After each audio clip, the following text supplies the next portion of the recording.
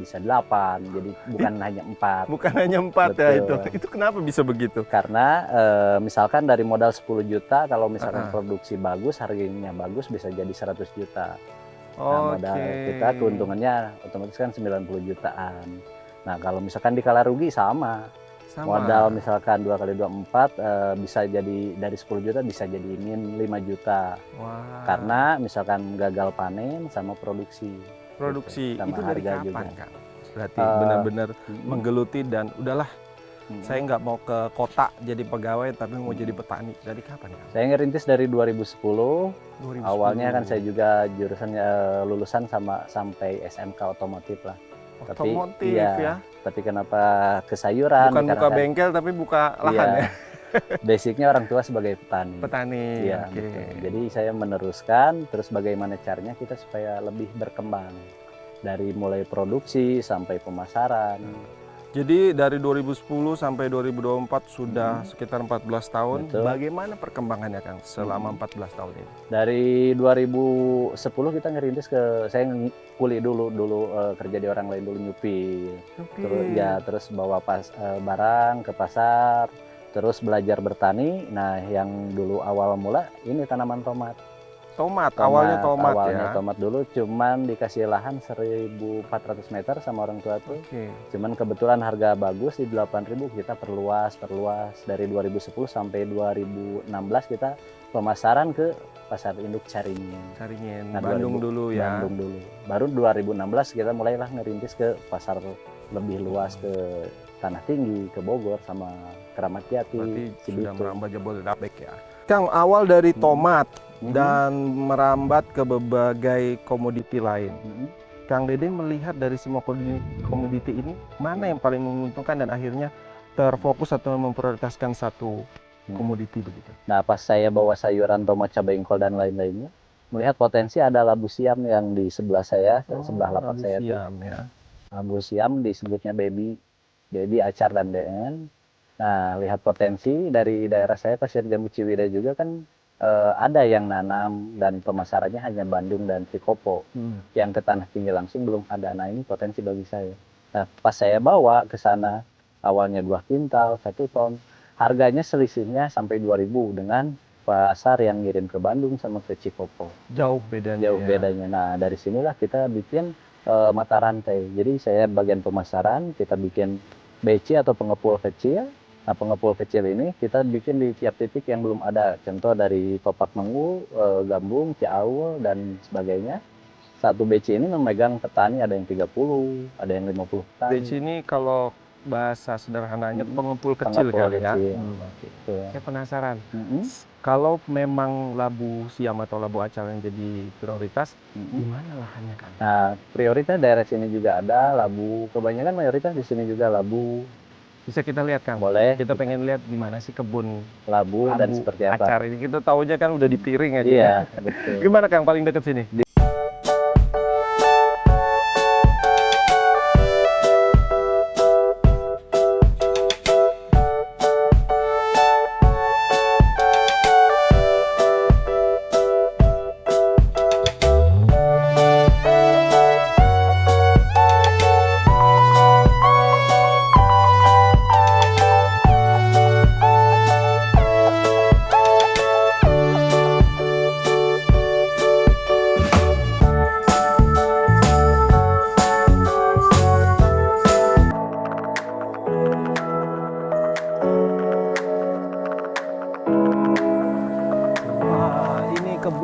Labu acarnya, Kang, ya? Iya. Oh, ini. Nah, ini. Wah, ini Kang Dede ditemanin junior ya, Kang? Jadi Ikut regenerasi petani sejak dini ya? Iya, betul. Dia mau jadi petani nggak? Oh. Mau jadi kayak Iya. papa nanti? Bagus. Iya. Nah, Sobat Tani, mungkin banyak dari Anda nggak tahu, ternyata labu siam ini adalah tanaman jenis merambat ya, Kang, Iya, ya? betul. Merambat, dan kita lihat tuh ternyata pohonnya nggak banyak ya, Kang, ya, di sini ya? Ada beberapa, kalau disebutin istilahnya dapur lah. Jadi beberapa dapur ini, beberapa lubang tanaman. Jadi jaraknya harus 7 ke 7 atau 7 ke 5. 7 meter kali 7 meter ya. 5 meter persegi. Jadi jangan terlalu rapat. Kalau terlalu rapat nantinya buahnya kurang, daunnya cepat nutupin. Intinya jelek lah kalau Iya, untuk jelek produktivitasnya produksinya. ya. Ini kalau untuk produktivitasnya, Kang, labu siam ini bisa sampai berapa lama, Kang? Kemampuan bisa nyampe 3 tahun. Wow, Yang 3 penting tahun. bambunya kuat. Bambunya. Iya, dan harus ada sumber air buat di musim kemarau. Musim kemarau. Betul. Jadi yang paling penting adalah bambu. Ini Betul. maintenance-nya selama 3 tahun harus diganti atau gimana? Sebagian nanti ada yang rusak, baru ditambal silam lagi. Tambah siram. Hmm. Terus air ya. Iya. Nah, gimana, Kang? Apakah kalau untuk labu acar ini ada kriteria khusus, harus di dataran tinggi atau Betul. dataran rendah juga bisa gitu? Harus dataran tinggi, kemudian ada sumber air buat di musim kemarau, jadi ada bisa hidup terus. Kemudian penanaman sampai panen tuh kurang lebih di 4 bulan, dan dari 4 bulan ke panen terus karena produksinya selang 1 hari. 1 harinya lagi paling perawatan, dan produksi bisa nyampe 2-3 tahun. Wow, 2-3 tahun. Kang, ini kalau di pasar atau misalkan di kota-kota besar kan ini dikenal dengan labu siam. Betul. Kalau di Bandung sebutnya labu acar. Emang ada perbedaan atau sebenarnya sama aja? Ada perbedaan. Kalau ini disebut biasanya kita labu baby. Oke. Labu acar baby. Jadi yang kecil gini, ini grade babynya per kilonya sekarang di harga 6.000 7.000. 6.000 7.000. Ya, Oke. nah di atas ini ada acar yang lebih besar dari ini, acar. Kemudian di atas itu juga ada DN. Jadi ada 5 grade. Tapi baby. intinya sebenarnya sama aja ya. Ini Sama aja. tanaman Betul. ini juga, tetapi ukuran dan harganya tuh malah beda Beda. ya. Yang lebih besar, yang lebih murah. Lebih besar, Yang lebih murah. labu siam itu beda jenis. Kalau ini bibitnya juga kan kecil, kalau yang labu jumbo besar. Memang sama panjang ukurannya. diperuntukannya pun hanya untuk baby acar ini Iya, ya. baby Dijualnya acar ini. memang di ukuran Iya, ini apa? betul. Ada lebih besar lagi, Kang? Ini termasuk baby yang ini, yang ada di sini. Berarti ini sudah siap panen? Iya, Wow. udah siap panen ini selang 1 hari. Nah, ini bibitnya Kang Dede bikin sendiri atau beli di pasar atau gimana? Bibitnya biasa para petani kita ngelokalin sendiri. Jadi dari tanaman yang bagus, contoh ini yang baru-baru dan bagus, baru nanti yang tua baru dipilah buat bibit. Pilah buat Iya. bibit. Dari pembibitan sampai siap panen tuh memakan waktu 4 bulan. 4 bulan. 4 bulan. Oke. Nah, ini berarti harus pakai bambu atau ada alternatif lain untuk Ini diharuskan bambu. Kalau misalkan pakai bajaringan bisa, cuman kalau kena sinar matahari ngepeknya ke tanamannya jadi layu. Oh gitu. Jadi Karena panas diperuntukannya ya paling bagus ya bambu pakai tali majun ini. Tali majun. Kalau untuk perawatannya, Kang Dede, labu acar ini relatif mudah. Kalau bisa dibilang relatif mudah atau lebih manja dalam perawatannya. Kalau perawatan lebih nggak susah, beda sama sayuran. Kalau sayuran kan perawatannya harus intens, pengobatan kalau musim hujan harus jaraknya harus mundur. Jadi biasa dari 5 hari harus 3 hari. Kalau ini jarang memakai fungisida, paling di awal kali-kali lah. Oke, Jadi berarti yang baru relatif juga bisa. mudah ya. Betul. Nah, kalau untuk penyiramannya, Kang, kalau butuh Penyiraman, airnya seberapa banyak butuh airnya? Penyiraman juga irit karena kan kalau sayuran tiap lokasi itu terisi semua. Kalau di labu tuh cuman hanya beberapa lobang. Oke. Dari 1.400 meter tuh dari 100 tumbakan paling cuman 20 lobangan. Beda sama sayuran kan harus terisi semua. Oke, berarti sistemnya biasa siram biasa aja ya? Siram Tiap biasa. hari? Kalau di musim kemarau seminggu 2 kali, bagusnya seminggu 2 kali. Seminggu 2 kali? Biasa pakai kincir, pakai selang irigasi tetes, cuman yang berbentuk kayak air hujan gitu. Untuk siram hanya di pusatnya saja, di Iya, rumahnya saja, atau harus di sini juga? Di pusatnya, yang lebih utama di pusatnya. Ya kalau pakai kincir kan nantinya kayak air hujan, jadi daun juga udah bisa ke siram. Tapi yang lebih penting adalah rumahnya aja Iya, ya. betul. Oke. Kang Dede bilang tadi permintaan tinggi labu acar ini kita panen per hari tadi berapa, Kang? 10 sampai 15 ton. Wow, 10 sampai 15 ton. Artinya untuk mengelola proses panen ini biar bisa dipanen tiap hari seperti apa, Kang? Nah, buat para petani kan biasanya petik dulu, terus masuk karung. Nah, dari petani masuk ke mitra saya ke beci tadi, ke pengepul kecil. Nah, barulah dipilah antara baby, acar, dan DN. Setelah itu sudah dipilah baby, acar, DN, udah dikantongin 25 kilo satu packnya, baru diambil sama saya, disetelkan buat ke pasar induknya di Tumpang Sari dengan sayuran yang diproduksi saya juga sama mitra. Kang, ini kan di lahan terbuka. Iya. Kita memang kadang petani menjadi salah satu kendalanya adalah cuaca. Betul. Selain labu acar kan Kang Dede juga nanam beberapa komoditi lain. Ada nggak siasat atau misalkan untuk mengatasi cuaca dengan inovasi yang Kang Dede terapkan? Iya. Paling kita bikin sumber air dari pegunungan langsung. Kayak saya juga nyampe ke sini kan nyampe 4.000 meter. Terus kita ada greenhouse juga. Oh, ada greenhouse juga. Untuk tanaman apa saja yang di greenhouse? Itu kemarin sempat paprika, melon, sekarang lagi ditanamin tomat. Tomat bib sama tomat cherry. Itu menjadi perkembangan inovasi untuk mengatasi cuaca tadi ya, Kang ya? Betul. Penasaran, saya pengen lihat Boleh. greenhouse-nya seperti apa, seberapa luas, Kang? Boleh. Daerahnya masih di seputaran sini? Beda.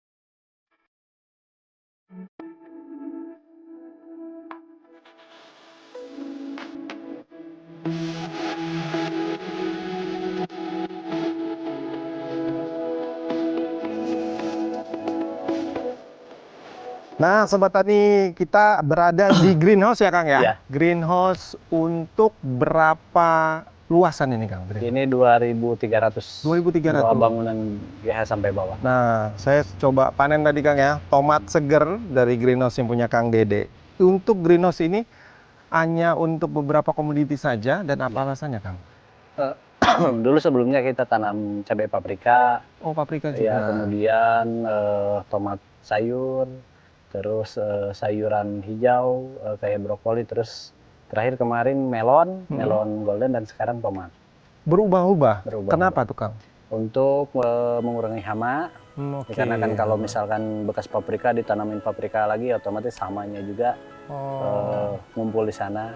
Antisipasinya kita selang dulu dengan sayuran lain. Melon golden juga sama? Iya. Apakah tergantung permintaan pasar juga, Kang? Iya, betul.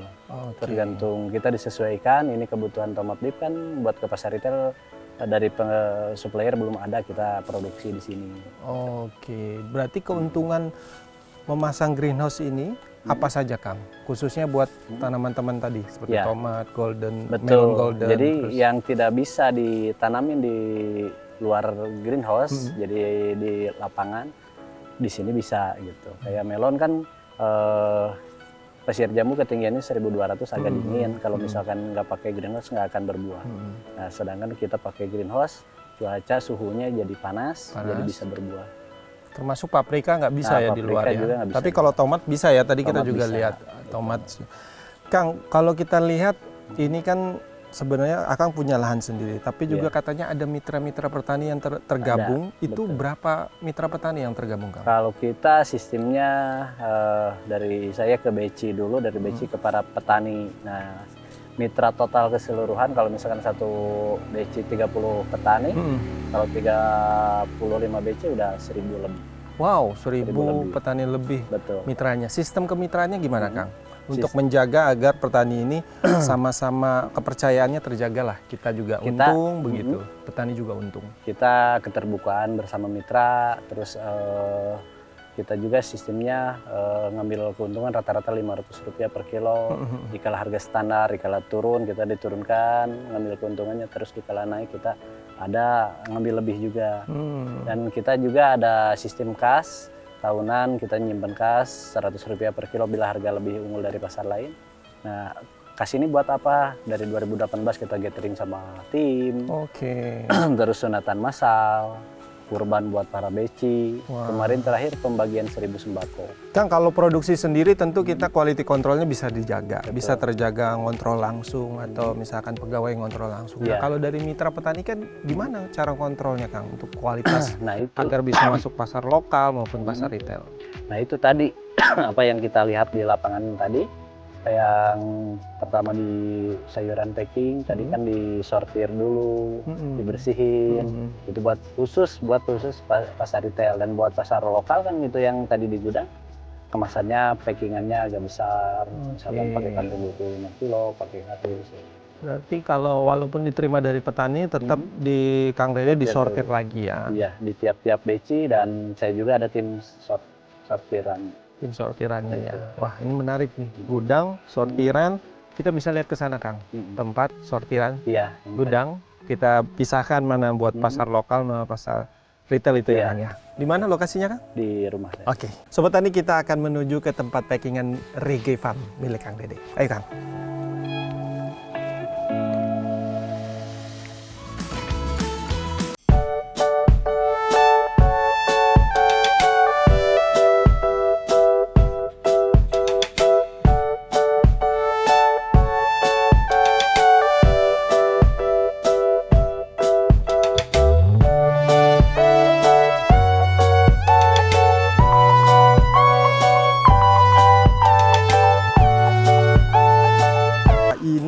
Berarti ada berapa jenis, Kang, selain tentu labu siam. Acar ini labu siam. Ada sawi, tomat, cabai, dan kol juga banyak. Total berapa, Kang Dede, yang biasa suplai? Kalau buat ke pasar lokal paling di 20 iteman. 20 item. Kalau buat ke pasar retail nyampe 70 sampai 100 item. Wow, lebih banyak ya. Betul, lebih banyak. Oke, tapi yang memang yang menjadi salah satu prioritas ini produksi adalah labu acar, tomat, dan sebagainya ya. Betul. Oke. Nah, ini untuk pasar mana nih, Kang? Ini buat yang tadi pertama buat ke Jatiuhung, Jatake, yang kedua Bogor. Itu pasar? Iya, pasar induk. Pasar yang induk. ini buat ke Tanah Tinggi Tangerang. Tanah Tangerang. Oh, ini akan berangkat ya. Betul. Berarti ini setiap hari. Setiap hari. Wah. Buat ke pasar retail nanti subuh packingnya malam, dari sekarang sampai malam, dan subuh berangkat. Subuh berangkat. Subuh berangkat. Wah, dan setiap hari. Iya. Untuk grade-nya, Kang, apakah dibedakan? Misalkan untuk pasar lokal, pasar tradisional, retail begitu?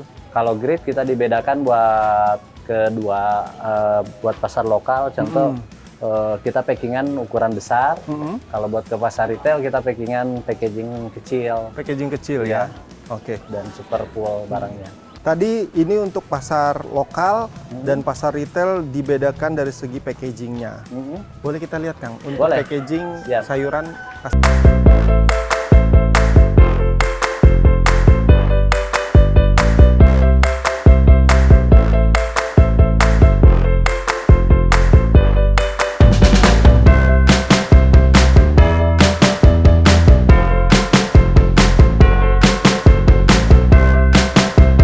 Logo Reggae Farm ya, Kang ya? Iya. Ini logo perusahaan punya Kang Dede ya? Iya, betul. Reggae, regenerasi itu Regenerasi. maksudnya? Oke, jadi ada artinya itu ya, Iya. Kang ya?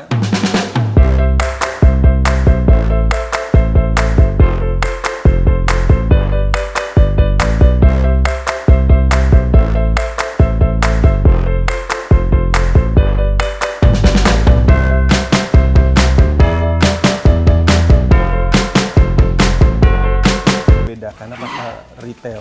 Jadi untuk kalau pesan juga untuk Sobat Tani, Kang Dede, biasanya kalau kita bisa menembus pasar retail, apa saja sih yang harus diperhatikan untuk bisa suplai masuk ke pasar retail, Kang?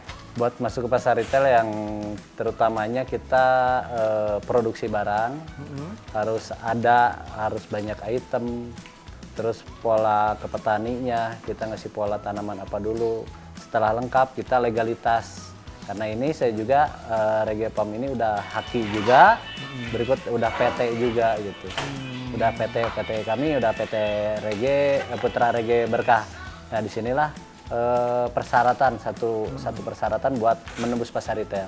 Artinya harus sudah punya misal sudah harus punya perusahaan kah atau Iya. bisa dalam bentuk kecil gitu selain perusahaan Kang? Harus sudah punya perusahaan sendiri. Iya, harus sudah punya perusahaan sendiri. Ini sudah menembus pasar retail, lokal pun sudah banyak. Betul. Untuk rencana jangka panjang Kang, apakah ada rencana sampai ekspor begitu? Iya. Rencana ke depan kita memperluas jaringan pasar retailnya, karena pasar induk kita udah tertutupi semua. Kemudian barangkali ke depannya kita bisa membuka pasar ekspor juga kan, nggak kan mungkin pasti mungkin juga kalau misalkan kita ada produksi yang lebih banyak bisa bekerja sama. Kang, kita sudah bahas dari hulu ke hilir, dari ladangnya, lahan ini labu acar, sampai kita tempat packaging. Kang Dede cerita puluhan produk yang dipasarkan. Ya? Berapa ngomong-ngomong omsetnya, Kang? Hitungannya per hari kah? Kalau per hari dari totalitas kita kalau di musim kemarau produksi 15 sampai 20 ton kurang lebih di 50 sampai 100. Kalau misalkan di musim kalau per hari. Sobat Tani 100 juta per hari. Iya. Kalau musim penghujan produksi 20 sampai 30 sampai 40 ton nyampe 150-an lebih per hari. Tentu berarti musim hujan produktivitas tinggi ya. Betul. Tapi tetap mengutamakan stabilitas harga ya Kang. Iya, betul. Kang Dede, pesan buat Sobat Tani. Mungkin banyak juga Sobat Tani sudah usaha, walaupun dari mulai kecil-kecilan, mungkin juga besar. Apa sih tips yang teman-teman Sobat Tani harus ketahui untuk bisa setidaknya membangun usaha, tetapi bertahap tadi Kang, ada perkembangan setiap tahapnya. Ya intinya kita harus kuat mental dan kuat modal juga. Terus harus ulet di bidang pertanian, kita harus bisa memperdalam. Bila sekarang kan gampang, kalau misalkan tidak tahu barangkali mau sharing kan kita bisa lihat di channel kayak YouTube. Reggae Farm juga punya channel lagi ya? Punya channel Reggae Petani Reggae.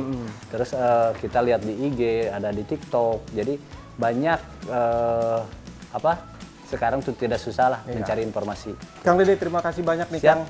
Sama-sama. Sudah mau dikunjungi Inspirasi Tani. Tentu dari hulu ke hilir kita sudah bahas. Yang pertama tentu Sobat Tani ingat mental, modal, dan terus mengembangkan knowledge ya Kang ya. Itu yang paling penting. Bagi Anda yang pengen usaha baik dari kecil, Kang Dede dari supir bahkan supir sayur hingga di posisi sekarang.